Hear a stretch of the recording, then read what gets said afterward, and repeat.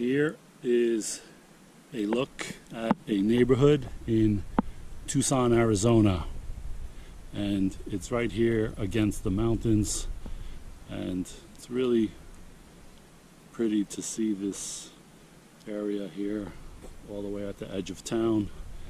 And it's also a pretty nice area for the houses here, some really nice looking houses.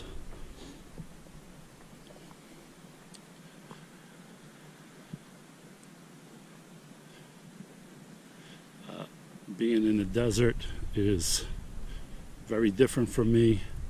I'm a city person, so I'm not used to this kind of look and this kind of area where everything is spread out.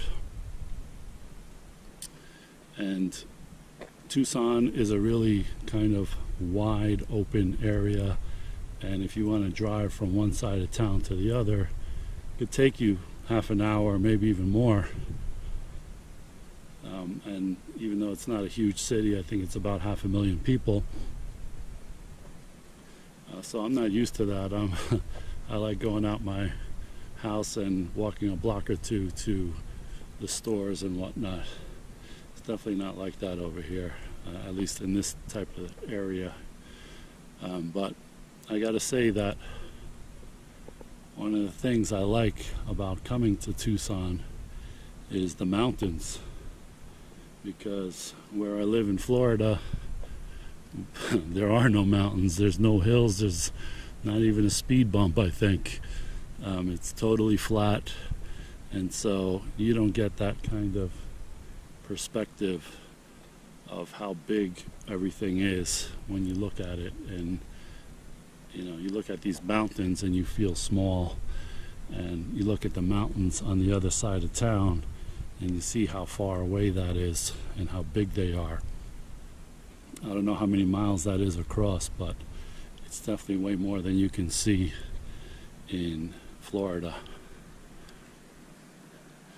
So this community here is a golf course as well, and it's funny because I don't play golf, and the people I'm visiting here never play golf. So why are they here? I guess because it's a good community, I guess. But the funny thing about this place is that a lot of these people in these really nice houses don't even live here most of the year. A lot of them are just snowbirds that come for a month or two or something in the winter, probably when it's nice weather. If you come here during the summer, it's really bad. I mean, nobody really goes out.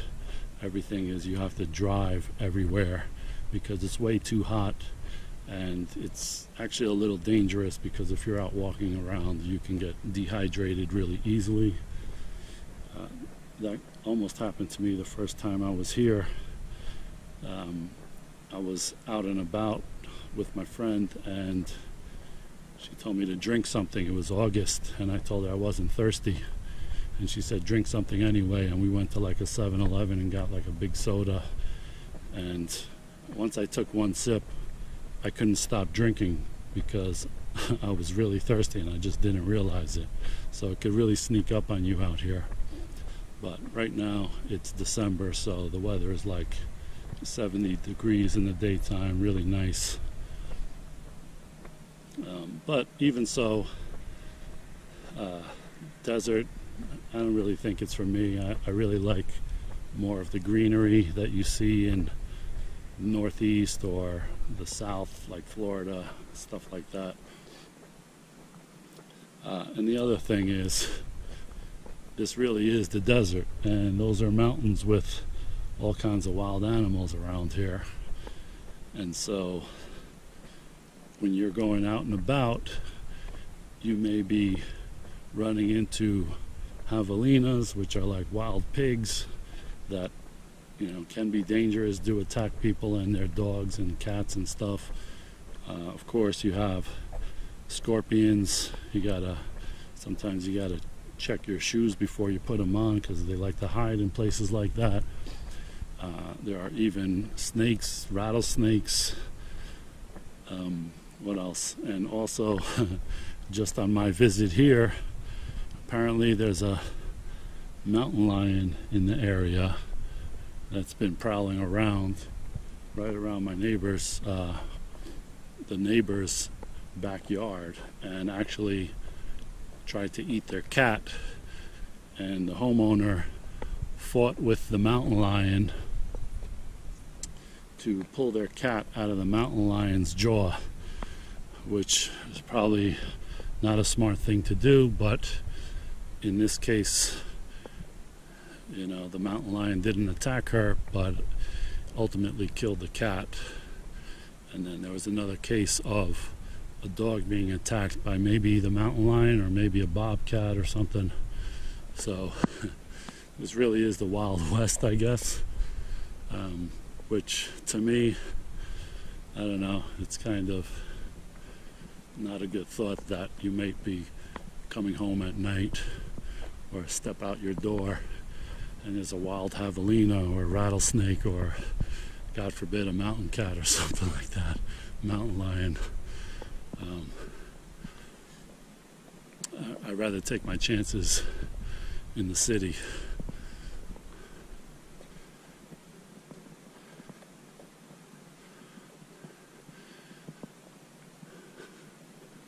But these houses, well, most of these here are really big, and being a minimalist myself, don't really appeal to me.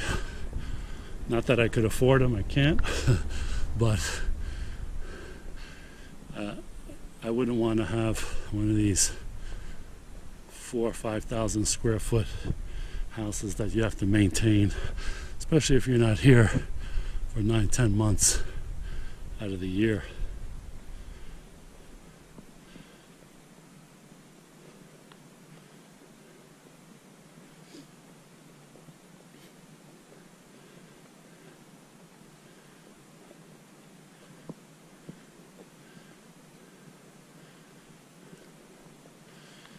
And I've never been up to these mountains. I don't know if you could hike up there or not, if there's a trail, but there's other kind of parks out here that have trails that are similar,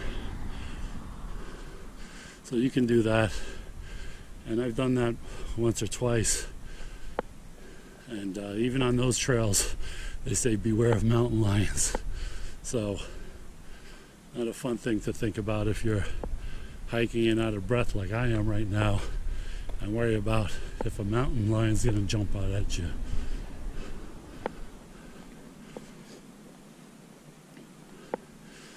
So Arizona is a good place for a lot of retirees. Seem to like it, maybe because of the dry weather and the nice weather in the winter, but for me, I like more of a greenery kind of place, more humid.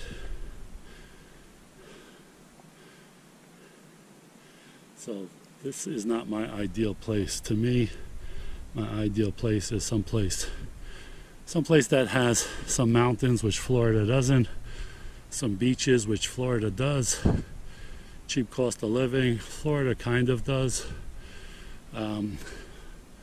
but in my mind, Greece fits a lot of those bills. So maybe that's something to think about. But Arizona does not do it for me. Although it's interesting to visit, and it's interesting to get out of your normal scenery and see something different.